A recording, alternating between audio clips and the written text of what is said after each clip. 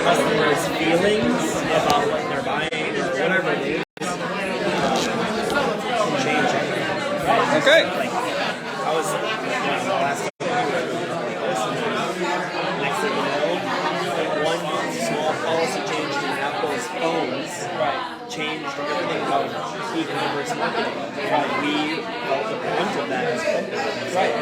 So exactly. And so like my stock options that were like really lucrative on paper in the beginning, in the middle, while we were growing, all of a sudden just were worthless. So like for me, it's like, okay, well now I have to diversify myself. I don't need to be nice. We also have these other revenue streams growing, and then just keep still stacking it. Yeah, exactly. And then next thing you know, boom. Right. There's like, did you ever read the, I think we talked about the book Rich Dad Poor Dad? I don't think we talked about it. We have it, so I'll let you read it if you want. He's reading it right now. I lent him have it, and then when he's done with it, I'll let you read it. But there's little like things. It's like they call it, use an analogy. They call it planting seeds, where you're planting these seeds now, and a year from now, 2 years from now, they're growing. Once those seeds turn into trees, they're just producing income for you. So it's all about planting these seeds now, and then down the road it comes back and it stacks. Exactly. We're looking at this investment like really thinking about it. It would be our first one. We're learning about all of your finances. It's great. It's honestly great. Yeah, definitely. That's awesome. Yeah, but we're actually really close. But it's also learning how to diagnose things and make sure it feels like that seed isn't like too like hard to swallow at first. Yeah, exactly. Like how can we get this? Because there's other opportunities out there. It's just the exactly. What other property you guys are just real estate family? We open all kinds of stuff. Nice, yeah. We can get into multifamily possibly. Right. Like feel a little bit of gain to start by sharing a property with someone else. Exactly. Make that work. Definitely. But if you get out of it, rent both of them, and pay for itself. Right. And that's great. Exactly. And in time, it will yield more as rents go up. Right. That's actually, I should send you. It's I have an Excel sheet, and it's for calculating those and running numbers before you kind of jump into it. Do you already have one of those? We have one, but I love to see it because I've seen a bunch of them. We've developed one. Okay. There's always, I would love to see it. Yeah, I'll forward over to you guys. It's basically, an Excel, you plug and chug, it calculates everything for you. But it's a pretty nice tool because it can show you a pretty accurate estimation whether your return on investment is going to be good or bad based off of all of your. Does it have the ability to have construction, hard money loan on top of? Does it factor in like refinancing? It does factor in refinancing, but it doesn't factor in hard money loan. So that's something you can factor in yourself. Right. We have our sheet has like the ability to have hard money or something like that. Something like that. Like what we've learned is hard money is not the only game in town. Right. If you go to mortgage broker, are actually pretty appealing compared to hard money. Just dealing with different people. Right. Exactly. So I guess maybe I'm wrong. When I think of a hard money loan, I was thinking of something else. It has a calculation for taking out a loan in the sense where, say you put 20% down and then you loan the rest, but you're paying a 6% interest rate on that loan for the next 10 years. Exactly. Or if you're even renovating it, say you buy the property and then you're basically holding that as a long-term investment, and you want the money generated from the multifamily to both pay off the property and everything. All right, thank you so much for coming into the Slow Real Estate Investor meetup. Hey everybody, my name's Schwaegerle. I'm a real estate broker associate at KW on the Central Coast, also real estate investor. My wife and I have done some house hacking, building ADUs, that kind of thing. And so, that's a little bit about me. And Ben and I co-lead this thing. We put it on once a month. And the goal of this group is to inspire and encourage people to take action by investing in real estate, getting started, and building wealth through real estate. So, yeah. Yeah. Just want to thank you all for coming out. Like, we keep having bigger and bigger turnouts, so it's awesome. Tell your friends, get other people interested in investing, and bring them in and maybe partner on deals with them. Also, it's not just like, there's so many facets of investing, and one of them is making money, right? But tonight I'm super excited because it's not just what you make, it's what you save and keep at the end of the day. And we know, like, you know, I started flipping houses and I was just paying gruesome taxes. So now that I've shifted kind of to buy and hold, Tom's going to share with amazing like strategies for your tax savings that will save you literally tens to hundreds of thousands of dollars. Totally. Long-term wealth. Now, if you've been coming for a while now, you know that we've been setting goals and keeping each other accountable to those goals. So 3 months ago, we set a 90-day goal. And Ben, how are you doing on your 90-day goal?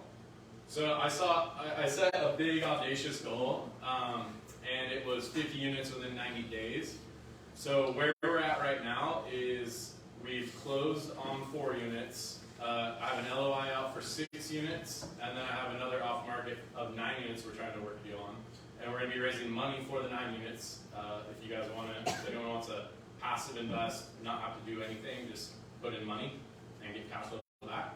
And then I have an LOI out in Texas for 40 units. Wow. So, and that's going to be owner financing, hopefully, and I'm trying to do 0 down. So it's just strategic, nice. Creative financing. Yeah. Super cool. And update on our 90-day goal, we wanted to rent out the unit on our house. So we bought a house recently that we're doing like midterm rental on one portion of it. And we did fill that, so that was our 90-day goal. And that's going to pay for 1/3 of our housing expense. So our mortgage is going to be covered 1/3, which is awesome. And then we submitted plans for our ADU. We're going to be doing a garage conversion to ADU. So that's another great tool in your tool belt, like how do you add units, add rental income on a budget in California, and ADUs are a really great way to go. And so we submitted, we got revisions back from the city, and we're going through one more round of revisions before we get our plans approved.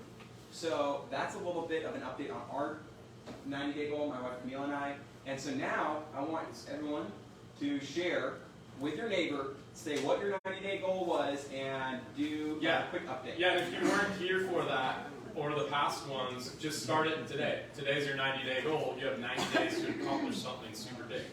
You know, whether it's your first investment property, whether it's 5 investment properties you want to buy in the next 90 days. So we'll give you like 2-3 minutes, so go ahead and just share and connect and learn. What's your goals? Go big or go home. I don't know. I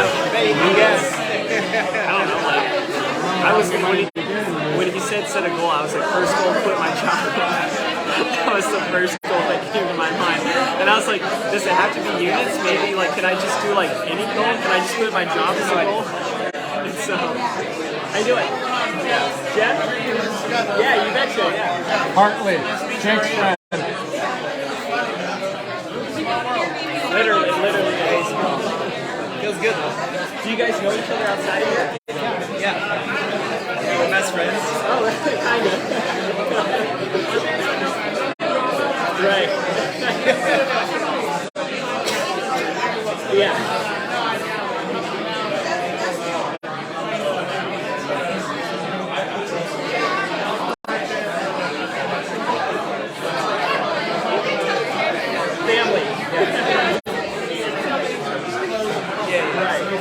We're vetting a property. Yeah, we were kind of going over the property. That's awesome.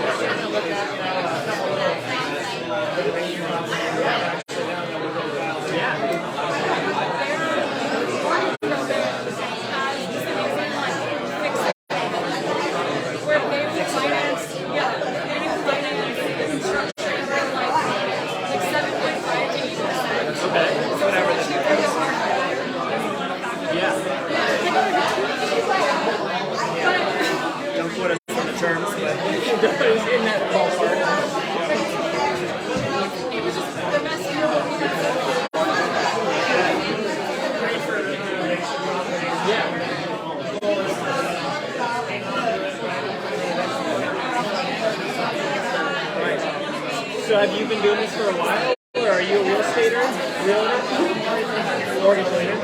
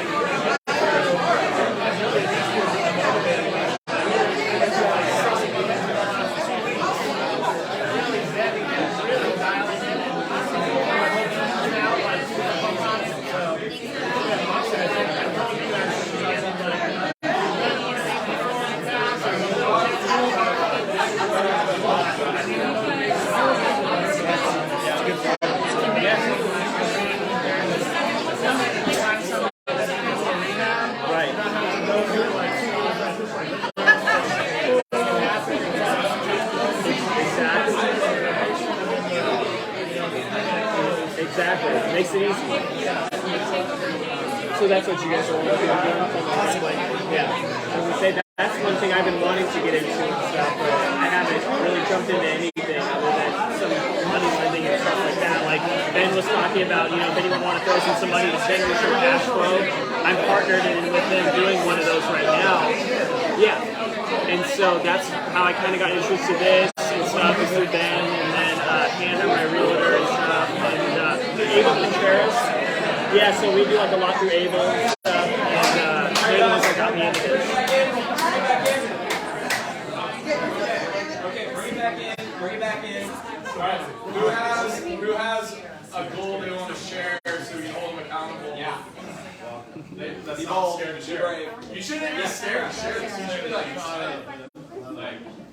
Okay. Yeah, my name's Sarah, and I fully transitioned into a buyer's agent 3 weeks ago.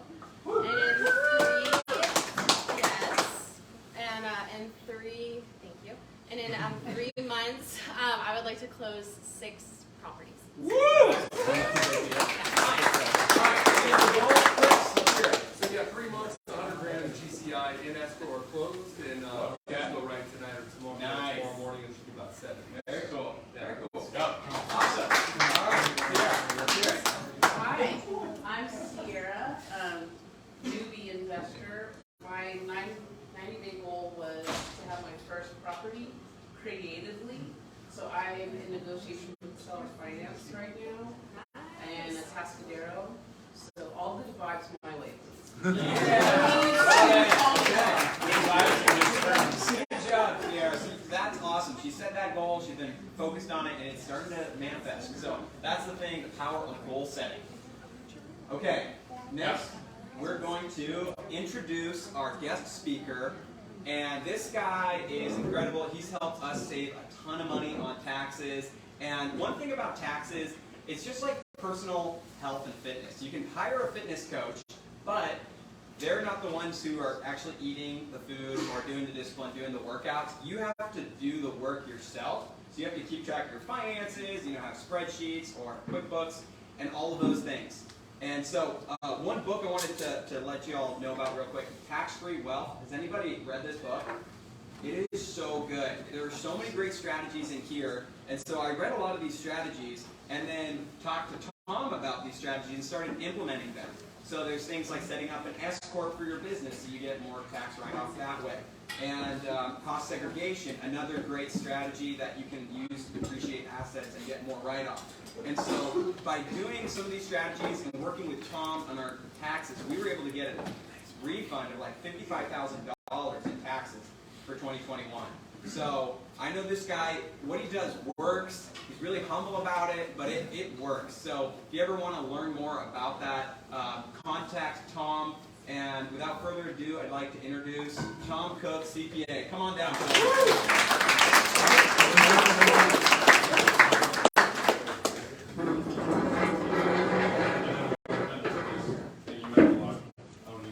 Tom Cook, I have a firm in Rio Grande, but really we're trying to be virtual, so it doesn't matter where I am.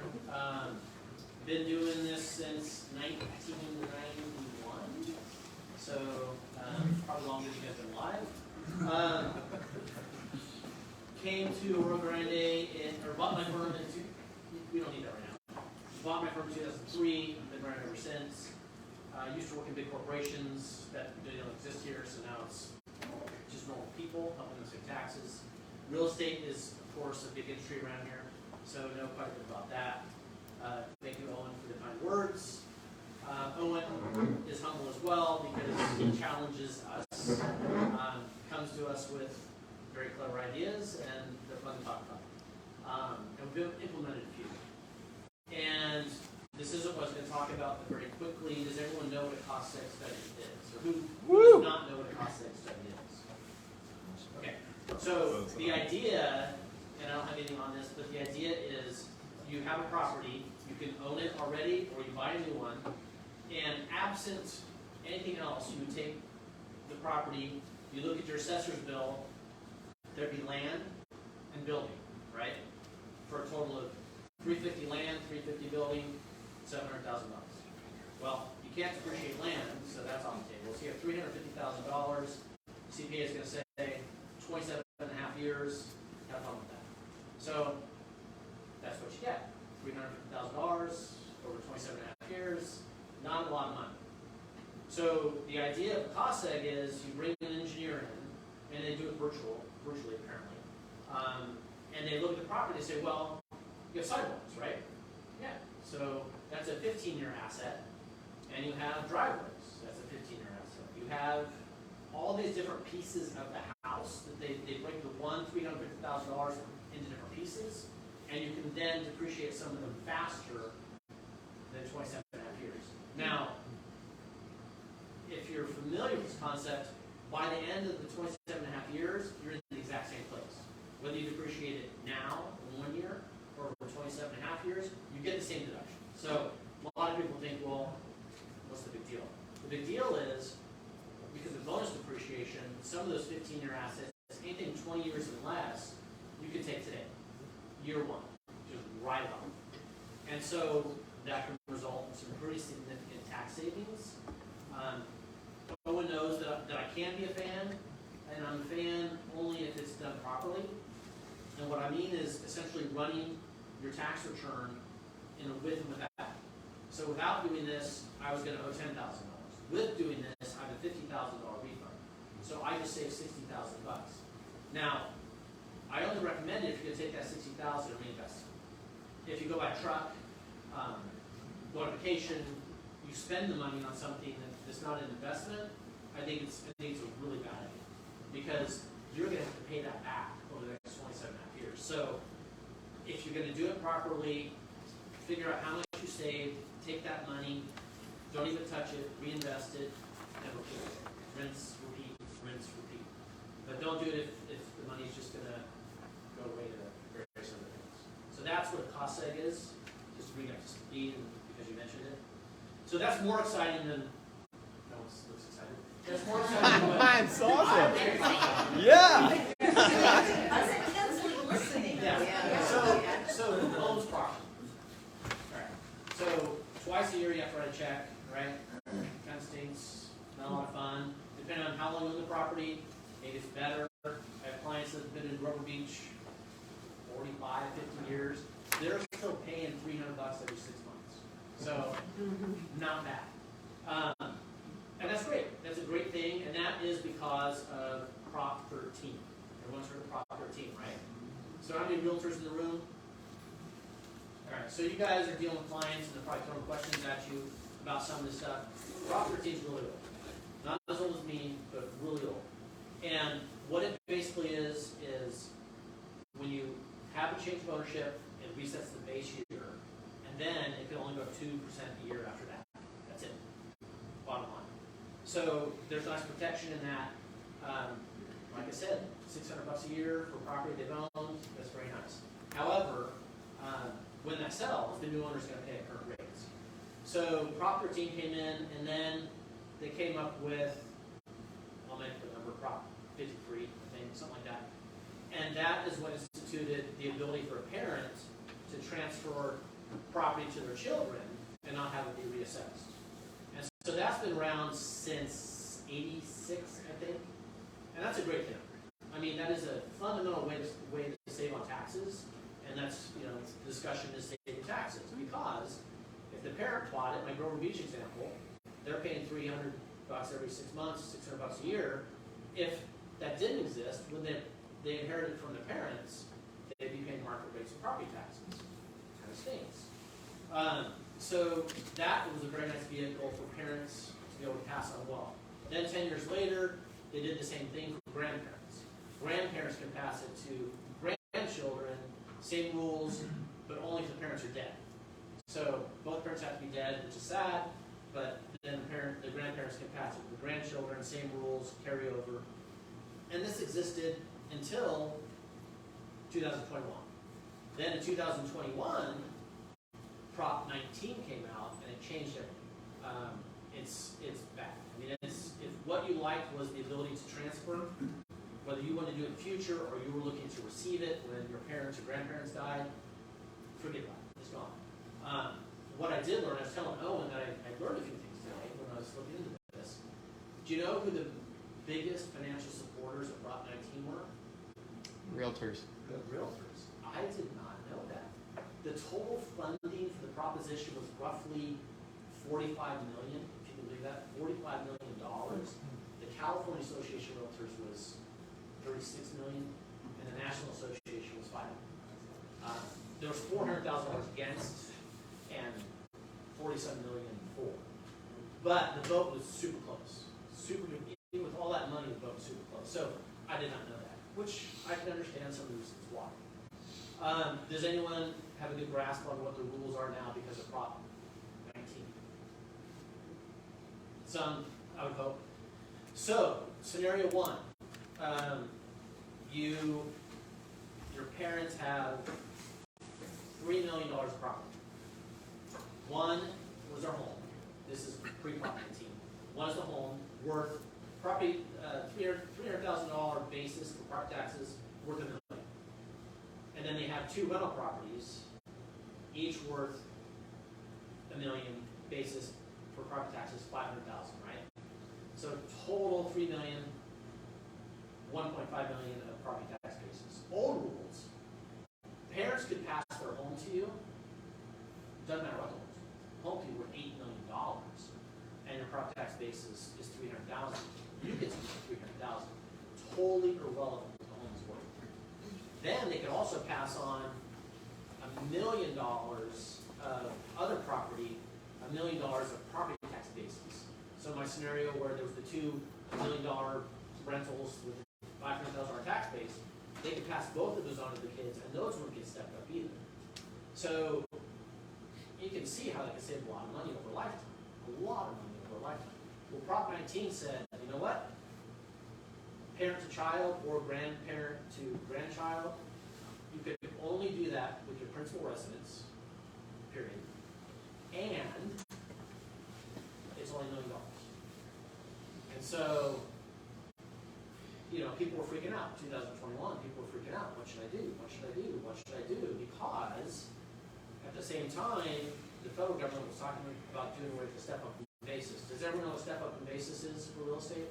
This is huge for realtors. It is investors, realtors. It's by the age of this room is mostly important because you might inherit something someday. The idea of the step-up basis is my Grover Beach example. They paid $40,000 for the place. It's now worth $1 million. You inherit it. For federal income tax purposes, state income tax purposes, your basis is now $1 million. So you could turn around and sell that the next day after they died and pay no tax.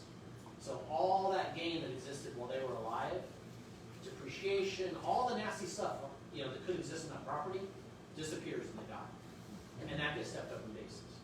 So there was this conflict because people were about to lose the ability to transfer property to their kids, but at the same time the federal government was about to do it to step up in basis. So it was this real difficult time for people to decide what to do.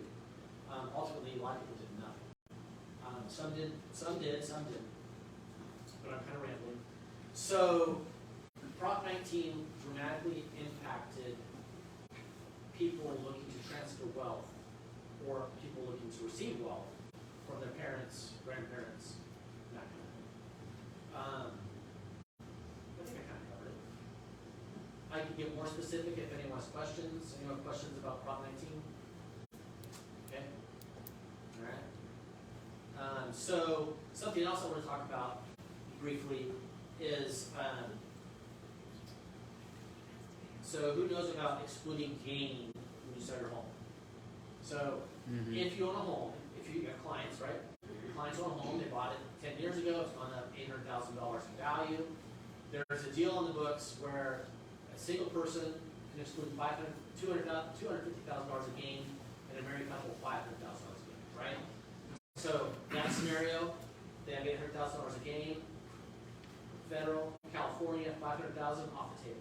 Don't pay tax on $500,000 of gain. That's a great thing. Still pay tax on $300,000.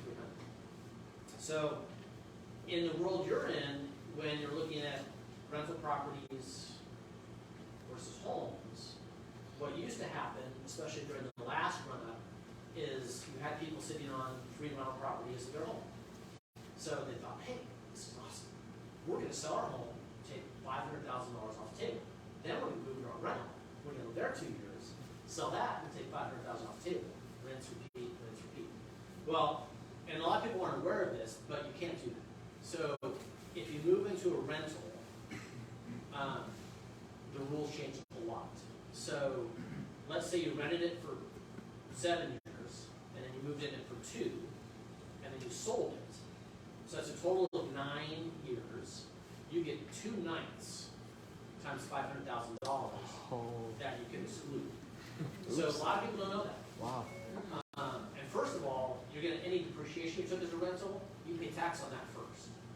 So you pay tax on that first, then if there's gain left, you can exclude 2 nights of that gain under the $500,000 rule. So that kind of stinks. You get aware of it if you're doing it yourself or with clients. That's not fun. Who spoke last month? Was it 1031 exchange.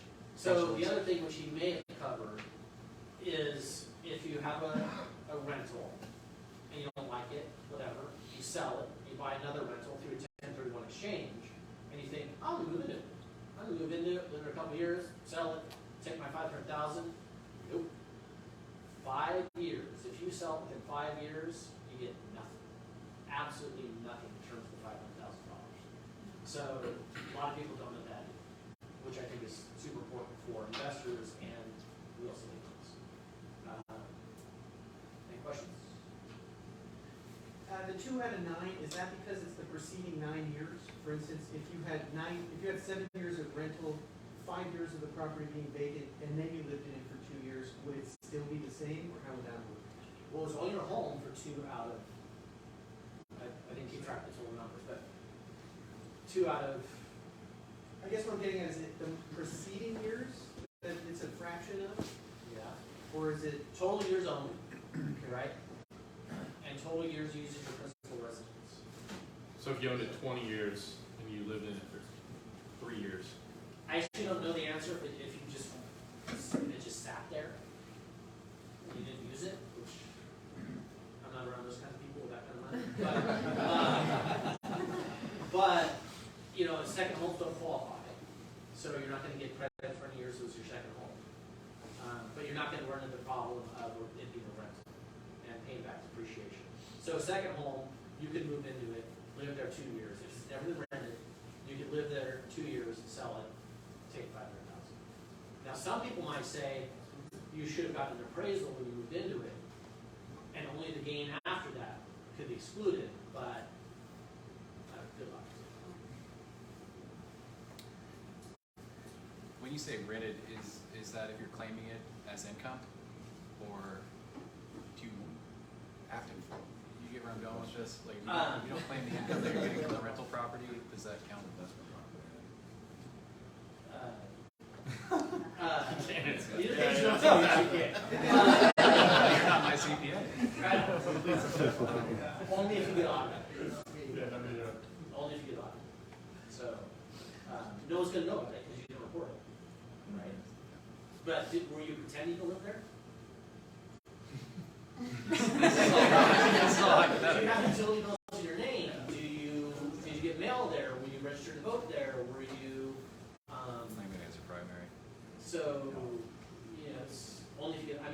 days on the good auto. Thank you. Yeah. Yeah. Can you say more about paying back depreciation? Yeah. What does so, that mean and when does it happen? Great question. So you buy a property for $700, $350 land, $350 building. It's 27 and a half years later. You've written off $350,000 through depreciation. You then sell it, and let's say you just sell it for $700. So it didn't go up. Your tax basis for income taxes was $700 before you depreciated it. Now it's only $350 because you've written off all of that building. So you now have, you just sold it for what you paid for. You didn't make any money, but you made money because you took depreciation all those years. Now when you sell it for $700, you have a $350,000 gain that you can pay back that depreciation, and it's not taxed. You're paying on the gain. You're not literally paying back $350,000. Right, For tax, yeah. Correct. Okay. But you have to distinguish how much of the gain is depreciation versus not, Okay. because you pay a higher tax rate on the depreciation payback. Okay. So if it was $800,000 sell price, you'd pay a higher tax rate on $350,000, and then the normal capital gains rate on the extra $100,000. Okay. And would that be, I mean, to make sure that someone's selling and managing that timing and strategy correctly, would we then like consult with our realtor and our CPA, or would that just be one or the other? So, Because I would want to make sure I'm, you know, if it's a doing tax it. question, always consult with your CPA. Right. And ahead of time, not after. Not much we can do after the fact. So, it's worth a phone call. Just call, ask, say, if I sold this property for X, what's my tax rate? And that's always good information, because then you think, okay, maybe I'll tend to exchange. Or if I tell you, oh, it's $20,000 in taxes, you'll be, you know what? I don't want to deal with the 10 exchange. It's stressful, 45 days, 180 days. I'm just going to pay tax. So it's always a good phone call and worth it, because to jump through all of that and end up not saving much tax, it's not cheap, it's not expensive, it's not free to do a 10 exchange. You may as well make a phone call. Your CPA will be happier, not because they're going to charge you, but because come tax time, they're going to feel good about helping you make a good decision. Tom, could you share about the identification or classification on your tax return to be a real estate professional and how that works and how that could possibly benefit people? Yeah, so rental properties are passive. Passive is a big word, right? Passive. We all have passive income. So interest is passive income. First trust deeds, passive income. But in the tax world, there's a different meaning to passive. Passive is an investment in something that you don't work in. And so, by default, any rental you own, your clients, you as investors, not realtors, own, is passive. And the default rule on passive is buckets. You get zero loss. You can take that income, right with expenses, get down to zero, but you cannot go below zero because of the passive loss rule. So that's the base level. Then the government said, well, let's be fair to normal people. We'll let normal people with rentals take up to a $25,000 loss a year for their passive losses. And you have to be active. Active is pretty darn easy to get to. So the majority of people, as long as you make less than $150,000, can take some rental losses if that's just what they have. They're not realtors. That's not what they do. So that's the next level up. The next level up is you are not passive. You actually do work in your rentals. So it's quite a bit of hours. I mean, you have to be fairly heavily engaged in your rentals to get into not passive and take all the losses with no limitation. And I don't know the numbers off the top of my head. 500 hours a year. I thought it was 1,000, But does anyone know that? It's it could be less. it's 500. It could be less, but nobody's done more than you. And where it gets tricky is when you get to 2 to 3 properties. So it's kind of hard to keep repeating that number of hours on multiple properties. So there's a grouping election where you can make an election that says, I want to take all of the properties, group them into one for purposes of the passive rules. Because if I take my hours and count them on all these properties, I can meet the passive rules and deduct my losses. And it kind of goes with the realtor, is that they're in that trade or business of being a realtor, and those hours kind of count. You still get some grouping elections you have to be aware of, and that is something that I can talk about as well. But being a realtor helps you take passive losses because you're a realtor, you work in the field, so they're not as strict. What if you're like a developer, contractor? Like, does real estate professional only apply to realtors, or could it spread out to some other people in industry who don't necessarily sell Pretty real much estate? realtors. Oh, okay. Yeah, pretty much realtors. I mean, I had an architect once who said, I work in real estate. No. No, so that didn't have it. It's real estate professional exemption. What if you're building homes and they're just renting them? And you're just renting them? Yeah. I mean, you're technically a builder, but you're also an investor. Well, And you're not a realtor. and you still have rentals. Are you working in them? Once they're built, they become rentals, right? The building is irrelevant in that scenario. Once they're built and they become rentals, you're a landlord. Are you meeting the passive activity rules? Okay. Yeah, or you managing them yourself or something. Right, Yeah. right. Is it different if you hold the property in an entity, or is it passed through to the owner? It sounds like it's passed through. An LLC would make no difference. I don't recommend S corps owning real estate. Not generally a good idea.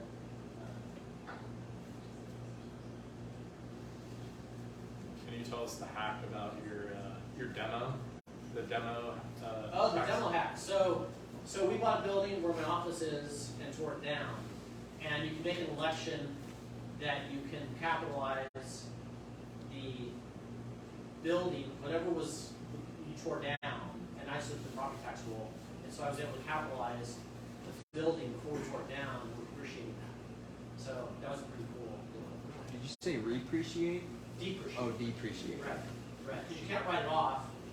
If you buy a building and tear it down, you can't write it off. Is it slow depreciation, or are you cost Well, taking in that? my case, well, I'm probably aggressive. It's a mixed use, so I probably want 27 and a half. Yeah, we didn't do a cost set. You could have though. Not on the old one, the new one definitely. Okay. Yeah. Then tell us about office hacking, like what you're doing. Office.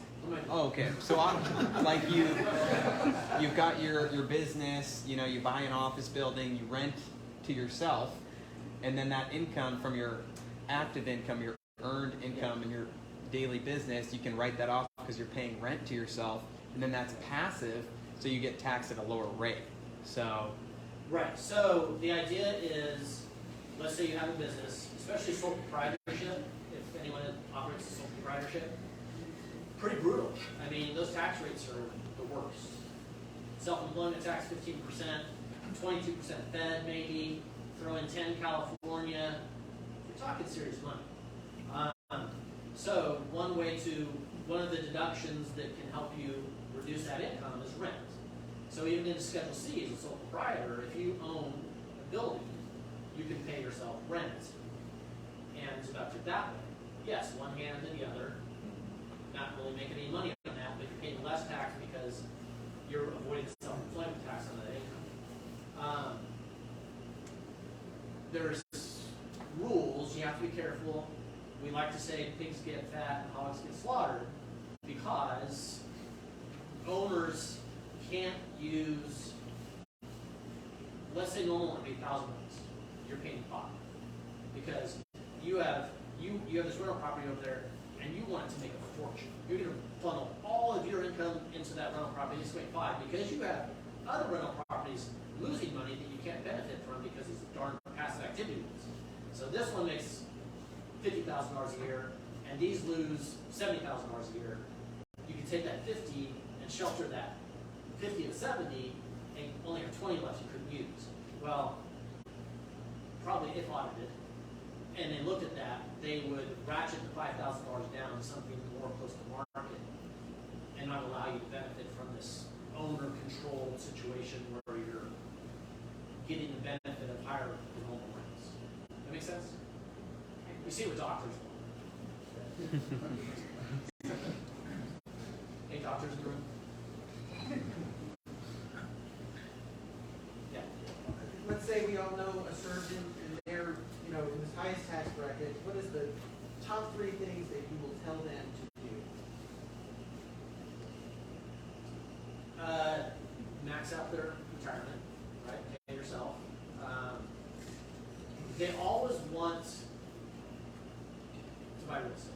And they always want to buy real estate because they heard they can save money with real estate. Unfortunately, because they make so much money, they can't take their income below zero, the rental income below zero. They don't benefit from rental losses. Really pay yourself first, so retirement. And there's plans out there that you can invest a lot of freaking money in, but you have to have consistent income to fund them for a minimum of about 3 years. But yeah. I mean, real estate's a great investment, don't get me wrong, but those high earners, 400, 500, 600, they're professionals that want to invest in real estate to get losses because they heard it's a great thing, you get all this right off of depreciation, they're not going to benefit. But it doesn't mean not to do. It's just not going to result in a deduction below zero. What about the underdog who doesn't have any money and they're self-employed and they're scratching trying to purchase property this year? Hang in there. You have low taxes at least. That's Right. I have to be careful what I say, but I have clients that knocking on doors, and over 10, 15, 20 years are some of the wealthiest people I know. Just, it's ask 100, one says yes. You were talking about owner financing. I don't know if that's what you did, but Yeah, that's. you get just selling books. I don't know if anyone in the room knows Joe Brittingham in Rio Grande, but he's never Jones guy. He loves to tell the story in college how he sold books. Just knocking on doors, and he's got that personality. And man, if you've got that personality, you can do it. You're gonna get in. You're gonna get a yes. Mm-hmm. And seller financing, zero down. You're trying to do zero down. That's a whole different deal, 4 units, but yeah, it's a win-win. And seller financing, if you can convince them, zero down is tough, but you're talking about a different level of investor at 4 units. Zero down is tough because what if you don't pay? You're in the house, you got a big TV. Well, they need it for a down payment for something else. Right, Or right. a small pocket. But seller financing can be a win for everyone. So I'm doing it.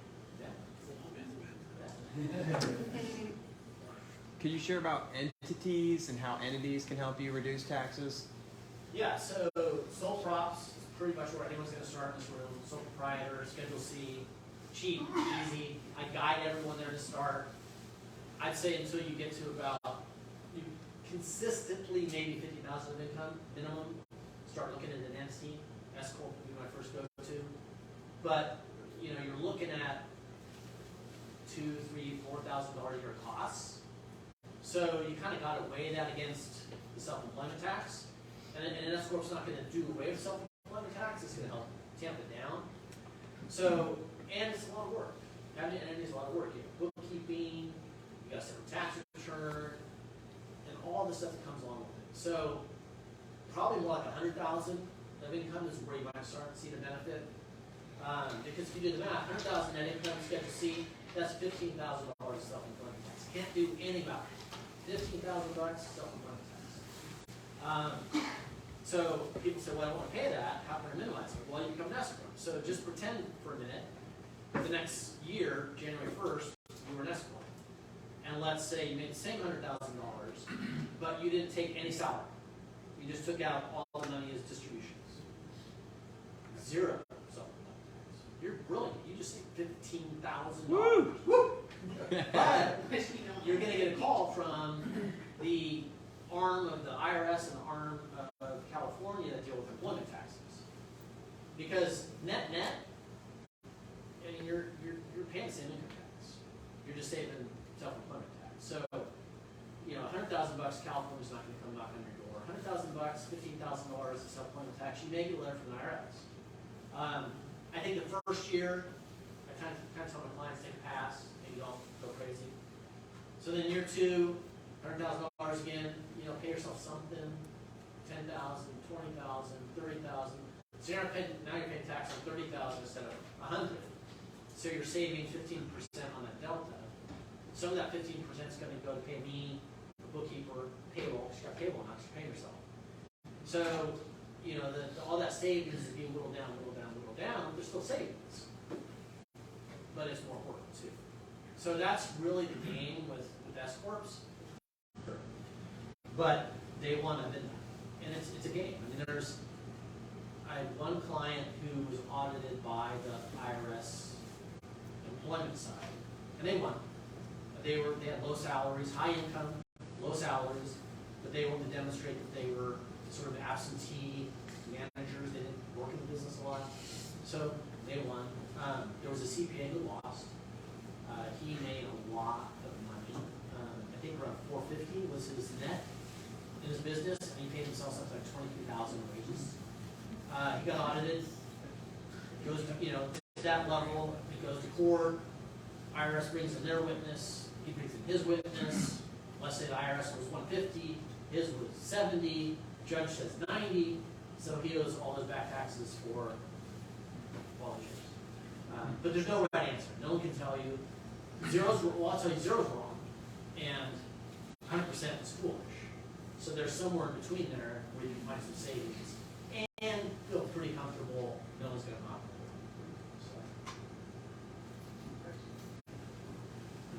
the door. Do you recommend, if you have, let's say you have an Airbnb or you have a rental property, do you recommend putting those into an LLC? And if so, do you put them in individually, or do you just leave them in your trust? So, my advice, I'm not an attorney, my advice to my clients is just keep it simple, one property. You got one property, rental, you have two choices, right? Put it in an LLC or get more insurance. So the first call, I say call your insurance carrier. Because if you already have umbrella, just a lot of people already have umbrella, just call and say, I've already got $1 million umbrella policy, how much for buying? And you might be surprised. I mean, it might not be very expensive. Versus the setting up an LLC with an attorney. Always use it, don't do legal Zoom. Please don't do legal Zoom. Have a relationship with an attorney. You're gonna need one. Sadly, you're gonna need one at some point. So form one. So setting up an LLC is gonna cost you money, and it's gonna cost you $800 a year to California. Plus your CPA, there's actually a form you gotta fill out, so some money in it. So call it $2,000 to set up, that's probably high. Call it $1,000 a year to retain versus just getting into the policy.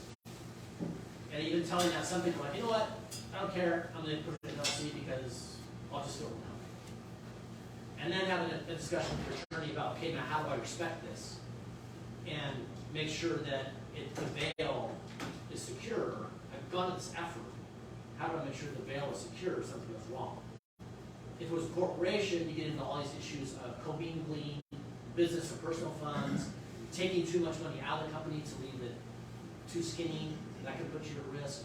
I don't know what the rules are with LLCs, but don't just do it and assume you're safe. Understand the things you have to do to keep it intact and keep you safe. But, you know, because there's 5 properties, that's a lot of money just in California for $800. Just to go off this, do you have clients that have their LLCs in trust set up in different states? Like, do you still deal with that, or do you only kind of see LLCs set up in California? Definitely California, Arizona, Tennessee, Nevada. So what I don't like is when people think they're clever and they go set it up in Nevada because somehow it's going to help them with California taxing or something. I don't get that. I think it's silly. Doesn't save you a thing. and in fact, it leaves you exposed because now you have an entity incorporated in a different state that is not registered to do business in the state, and so now you're more exposed than you would have been if you just did it in California. So don't cut corners. Do it right. Do it right the first time, and then don't feel sorry. There was a question back there. The guy in the back. Yeah. I thought you kind of answered it though before. I don't think I did. Well, a little bit, because we're talking about the surgeon who made a crazy amount of money, and how could we bring that down? So I'm in the same boat. A similar question, but different, was you have a property, you have a rental on it, it's your home, you live in it, but you have a rental on it too. So this could apply to a lot of people because this is how you make some money right now. So then you go to sell the property, and you don't want to pay, and there's more than $500,000 of gain, and you don't pay tax. So you can bifurcate the sale. It's still an escrow, but for tax purposes, we say, well, we're going to put $100,000 on the rental, and we're going to put the rest on the house. And so if you get a 1031 exchange company to work with you on that, you 1031 exchange the $100,000. Good luck with that. Don't know where you're buying, but you can sort of bifurcate the sale for tax purposes. It's one APN, it's one sale legally. On your tax return, if you get the 1031 company to work with you through the whole process, you can split it into two pieces on your tax return. And so not pay tax on the rental sale. It's good. Yeah, what about taxes for like land grants or conservation easements? Or government funded projects? No.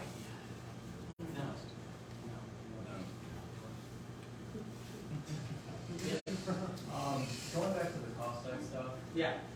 Is that only for the investment properties? Or as opposed to like a primary residence? Like if I'm gutting my kitchen and tearing down my garage for an ADU, et cetera, et cetera. I mean, so I would only do it if you're going to rent it someday. Rent the primary itself? Or Yeah, if you're going to move out and rent it. If someday you're going to move out and rent it, then you at least have that data. But no, there's no benefit to doing it. Yeah, you can't do it on your primary. You'd have to move out. Got it. I mean, but if you're an engineer and as you're building your house or modeling, you're all geeking into keeping track of things separately, go for it. It can't hurt. Joe's got one. Yeah. For flippers, if they're a Like a dealer, dolphin or what? Yeah. So somebody's a dealer, Yeah. and they have the dealer status. What can they do to really clarify properties held for investment, properties that are held as inventory, and how do they rent them? Okay. Is holding time relevant? What are you doing during the holding? Marketing them for rent. Vacant land? And you don't know how many renters in this market? I know they just, they're not tall. Yeah. The price might be a little high. It's The price might be a little high, but I do have the receipts from the marketing. Yeah. So in this case. Oh my goodness. So in this case, tell me, what can you do? If that house gets slaughtered, onesie twosie here and there. If you're flipping 30 a year and you try to sneak one or two through, and nothing's going to happen. But Well, I guess what I'm getting at is somebody has 10 buildings. They're liquidating their portfolio. They're at the end. They just want to cash out. They want to be done. right. Or maybe they want to consolidate. Or They want maybe, both. okay, maybe they want to do that too. They've had these things 30 years, and 1 year they're disposing 10 big assets. Is there anything where that qualifies them as a dealer? I mean, they've held them for rental, but heck, now they're throwing away 10 things in 1 year, right? So the rental thing, it sounds like is a big deal. Yeah, they're not buying. They're not market makers. They're not. They're not buying, selling. They've held for a long time. No, they're not. They can own 100 and live with it. They're not. So it's the ongoing pattern of the business too, is what it sounds like. Tom, could you explain more about owner financing, why a seller may consider selling on owner financing, if you know anything about assumable mortgages as subject to transactions, if you know anything about those types of things, because I think people want to learn more about creative finance to acquire property. So I don't know a lot about RAP. Thinking about RAP. Yeah, or Oh, this is trustee. yeah. First trustee, exactly, but I just want to address that first. I don't know a lot about the workings of that. Tax purposes, it's kind of irrelevant. But if it helps you get into a property and the owner's willing to do it, great. Maybe we can talk more about the mechanics of that side of the deal. Owner financing, again, is such a great way to go, especially for sellers. It's because if they're looking for passive income, you know, it's probably a good interest rate, and they get to spread their gain over the time of the note. So, a bit on it. So, the thing you need to know is, let's say the seller has just a huge gain on the property.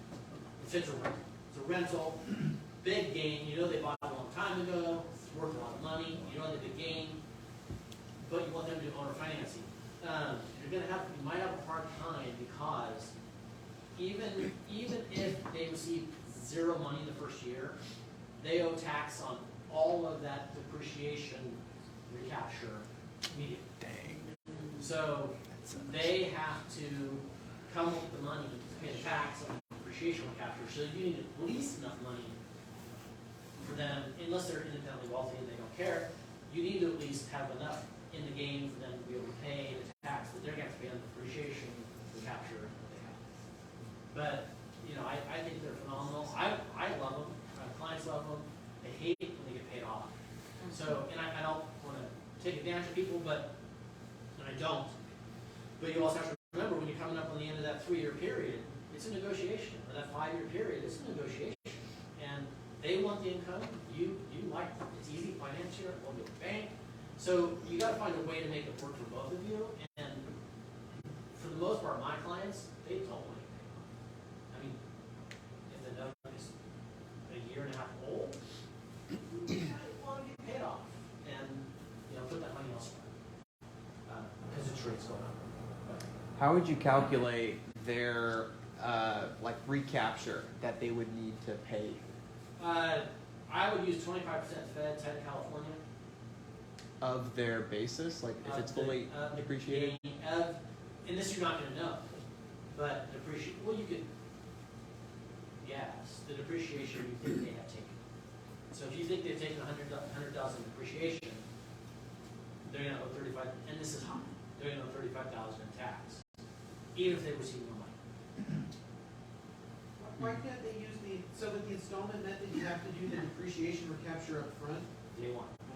It's only a basis that the installments cover. Any remaining gain is spread over the life of.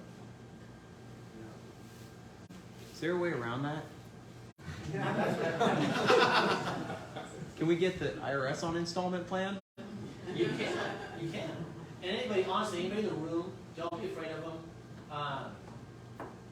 They will work. If you're having a situation where you've got a great year, but the money's gone because you reinvested it or something, don't freak out. Don't put your head in the sand. Communicate with them or your CPA, whoever. Get on a payment plan. And what I tell people is people hate owing the IRS money, but you're far better. I call them last year's sins. Put last year's sins on a payment plan and start saving like crazy. So next year you're not in the same situation again. And then 2 years down the road or 3 years down the road, when you're flush again, you start chipping away big time at that payment plan. And that's just, don't be afraid, stay in communication, because if you don't, they will get nasty. But they will work with you to get paid. They're going to send out a handout which has a flyer that was on the screen. You guys don't need to see it. It's on the property taxes. Actually, it's one of the best government flyers I've ever seen. It's phenomenal. It's very well put together. Explains the whole transfer of property. And I put some information in there on bonus depreciation, which I met by Mary, which I had mentioned. And then I put something in there on the Secure Act 2.0, which is retirement related. So basically, most people in this room, you're not going to take money out of your IRA account until you're 75. Caveat, that's a long time from now, so it may change again. So in the handout I'm going to send out, there's a lot of information other than the property tax transfer that I think you can benefit from perusing. Super helpful. Yeah. Anyone else? Any other questions? One more stick. So, I'll switch subjects a little bit here. Your business is incorporated. You're now taking a salary. And is there any other way, and now you can only pay into SEP from your personal as like $7,000. Is there another plan that you would recommend that's not too expensive so that the corporation can pay your retirement, pay your retirement? So I'm 401, going to infer something from what you said, that you have employees. Okay, yes. Okay. If you don't have employees, then you have tons of choices. Okay. I say we have employees, yes. Yeah. So with no employees, you So if you want to be on the mailer for choices, next and month. some of them are very generous. Your wife's company, I'm just making this up, puts you on payroll. You can both be on payroll, and I have clients putting away $100,000 a year. They're the only two employees, and one of them actually doesn't work there, but it's okay. $100,000 a year in retirement savings because they don't have employees.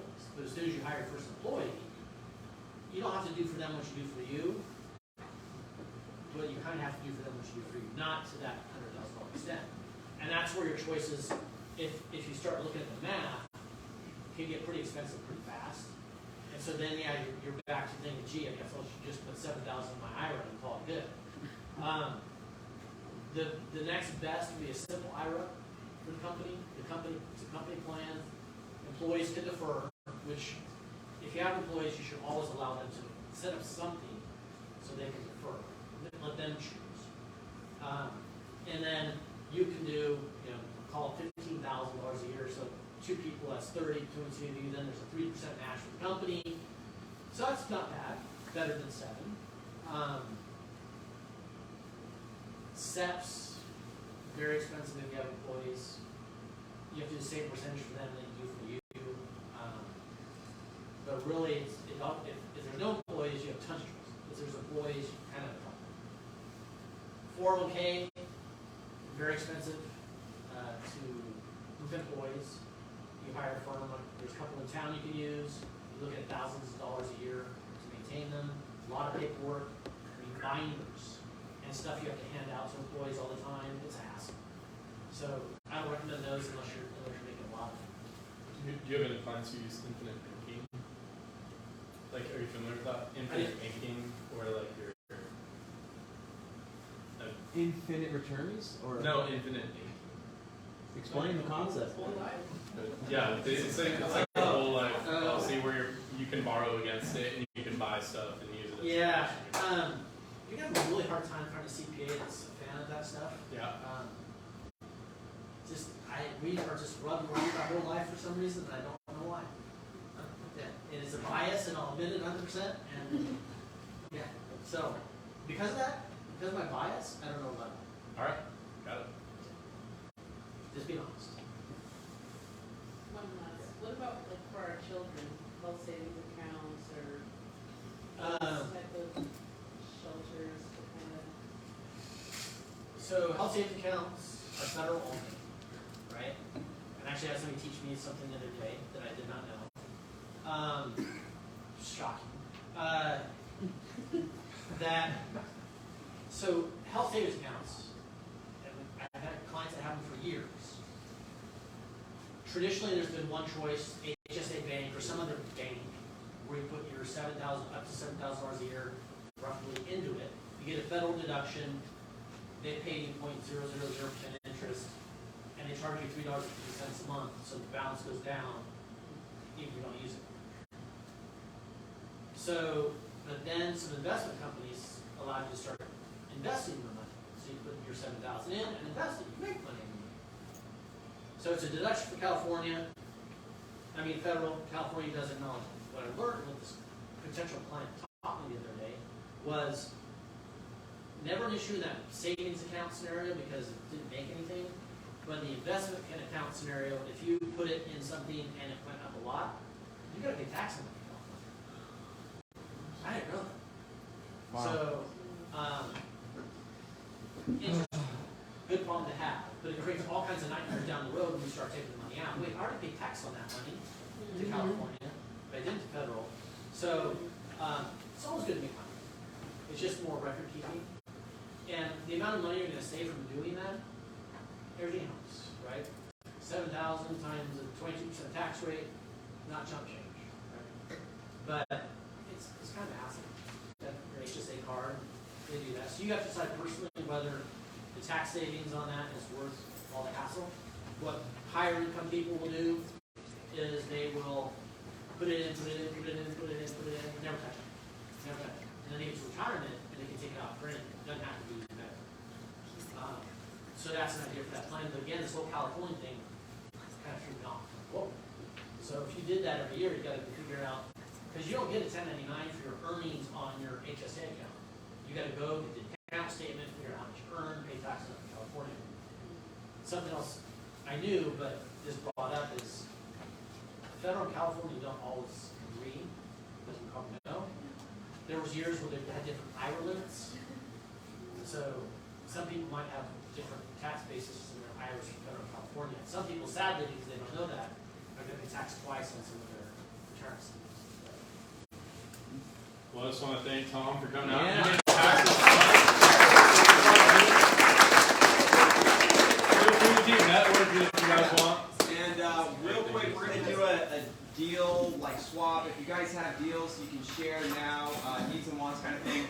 So real quick, we've got a coming soon listing off market. It's a house in Oceano. It's a fixer-upper, and there's a detached garage with an apartment. So potential 2 units for $399. So if you want to learn more about that, come on over, we'll chat. And I know we have another deal here. Who's in the market for a tiny home? Joe has got this tiny house. Okay, so for real, Joe's got a tiny house like the. Yeah, you want to pitch it? Well, so I've had this tiny house on one of my properties for a while, and I sold my tenant a brand newer tiny house, which is twice the amount of that one. So now she's selling that, and I'm going to put it up for sale tomorrow. And I thought, well, while we're here, let's just announce it. And it was 130 grand. I'm going to sell it for 85 tomorrow, which is a huge discount. And then we're going to sell it tonight, hopefully, for $82,000. Yeah, 82. It's fully enclosed. It's got like the system, the sewer. You don't need This is on wheels. It's on a triple axle trailer. It was 130 grand. It's got a sewer. There's no sewer hookup. You just roll it onto the property and start collecting rent. Seller finance? No. I like it. And it has a $10,000 It's a screaming deal. Tiny houses and materials, you guys know, they're up like crazy right now. To get this $130,000 tiny house, which I got a picture of right there, for 82 grand. Last announcement. Okay, so next month we're going to be having an estate planning attorney talk about. Set it under trust. Yeah, we've been talking. Q1 has been just how to build wealth. So next month is all about how to save wealth and pass it down to your heirs. And so something really important we're passionate about. So if you want to come next month, there is a sign-in sheet circulating, and we'll send out all of the information from Tom out in a follow-up email. So make sure to sign in if you want to be included in the next future. Same owner split. Thanks everyone for being here.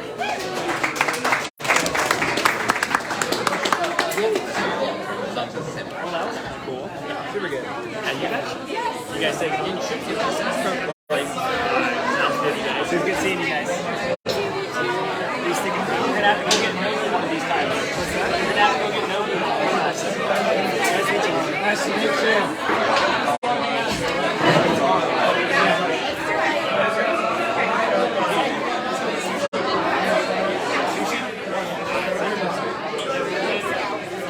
Nice to meet you. Yeah.